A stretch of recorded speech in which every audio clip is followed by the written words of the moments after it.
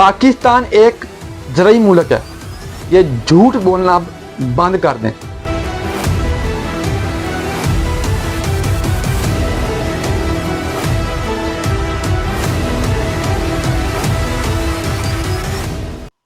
जिस मुल्क में अनाज उगाने वाला खुद अनाज का मोहताज हो जाए, वो मुल्क ज़राई नहीं बल्कि किसानों की कब्रिस्तान है।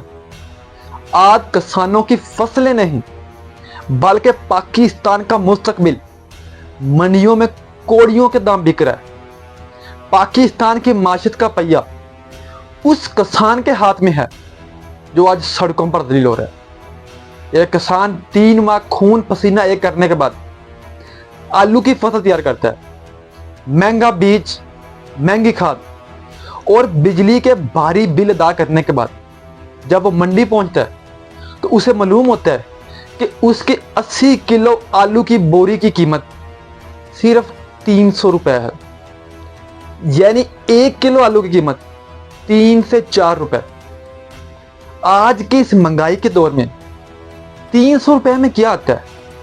1 किलो चिकन या एक बर्गर? जरा सोचें कि जितने में आप एक बर्गर या बोतल खरीदते हैं उतने में एक किसान की 3 माह की मेहनत खरीदी जा रही है। क्या कोई भी कारोबार इस नुकसान के साथ जिंदा रह सकता है?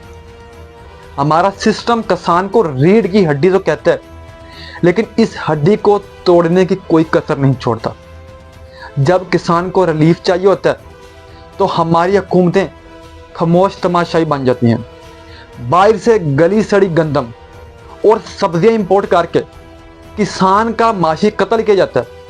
हम अपने मुल्क के किसानों को तो सहारा दे नहीं सकते, हाँ बाहर के मुल्क के किसानों को डॉलरों में अदायगी करते हैं। ये कैसी पॉलिसी है जो अपने ही पैरों पर कलाड़ी मार रही है?